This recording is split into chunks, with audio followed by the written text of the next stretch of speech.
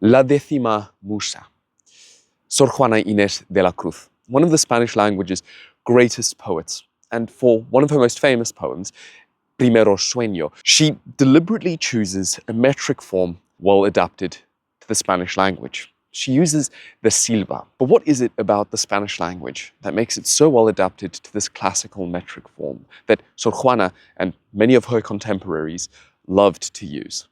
That's what we're going to talk about today.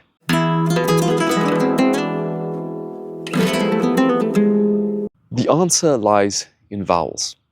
The reason the silva, this particular metric form, became so popular in Renaissance and Baroque Spanish poetry is because of how Spanish inherited Latin vowels. And to understand that, we need to dig a little bit deeper into Latin itself and how its vowels changed across the Western Romance languages. We've covered before that Latin vowels were complex. Firstly, they had what we call phonemic vowel length, so the meaning of a word actually changed depending on how long the vowel was. And in addition to that, it had stress. And we've seen in past videos how these two factors, stress and phonemic vowel length, determined how those Latin vowels were adopted into the Romance languages. We know that across the Western Romance languages, the Latin long e and short I became I. This is why the Latin litera became letra in Spanish, lettre in Portuguese, and lettera in Italian, and lettre in French. This is also why plenum in Latin retained that e in the Spanish lleno, Italian pieno, and French plein. We've seen that the Latin long o and short u became o.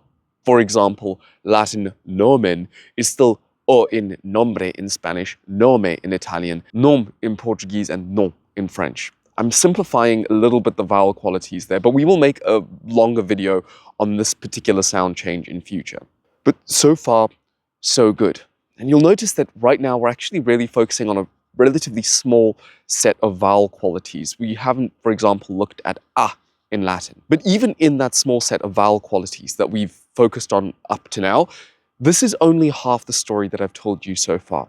Because those o and e vowel qualities that Western Romance inherited from that plurality of Latin vowel qualities we've just looked at now are what we would call high mid vowel qualities. Pronounce them yourself. Say e and say o. And notice that your tongue almost kind of arcs. It's that relatively closed vowel qualities.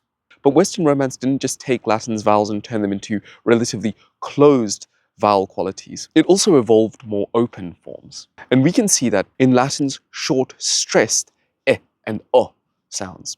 You see, those became the low mid vowel qualities that we would call e and o. Pronounce those yourself and you'll notice that your tongue kind of lies a little bit lower in the mouth.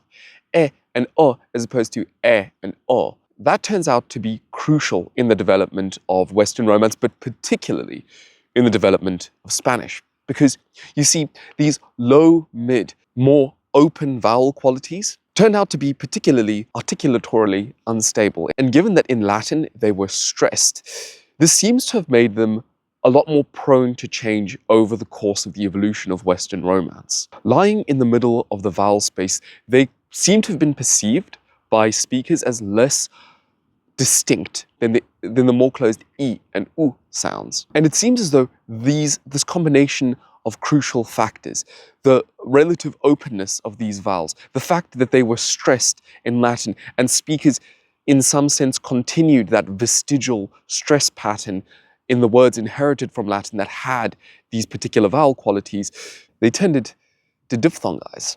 We see diphthongs in Western Romance, but not in Latin. Look at these words and notice this pattern. The Latin petra means stone, and in Spanish it's piedra. In Italian, pietra, and in French, pierre. Portuguese is an interesting exception here, so maybe we'll make a separate video about that because you will know that it's pedra. Latin focus is Spanish fuego, Italian fuoco, and French feu, whereas Portuguese keeps it fogo again. So that's what Western Romance did to these open vowel qualities that evolved from stressed short Latin e and o. But Spanish took this much further. Notice how in Italian, a wheel is a rota, but in Spanish it's a rueda.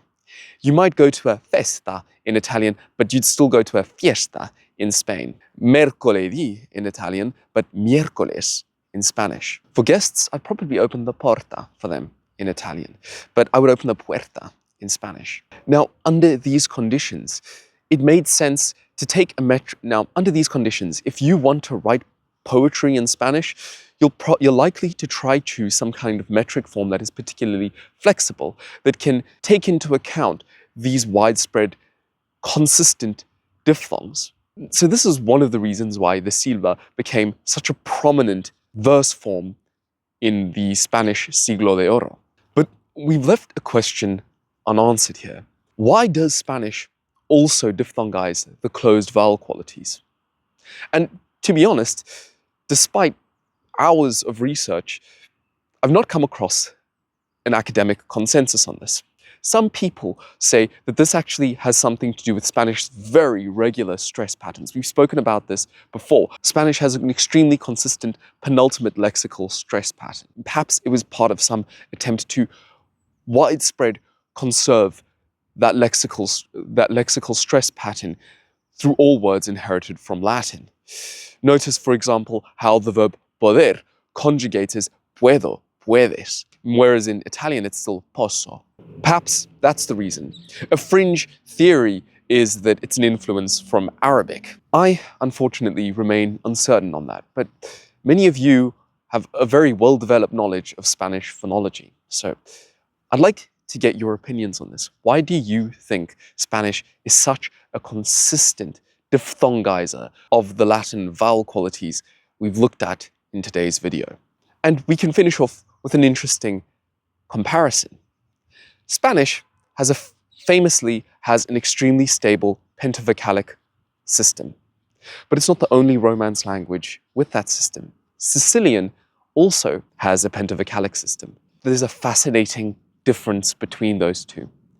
Keep that in mind, because coming soon, we will make a video comparing Sicilian vowels to Spanish vowels with the help of locals who know that language far better than I do. I will say, for now, muchas gracias, and I'll see you in the next video. Adios.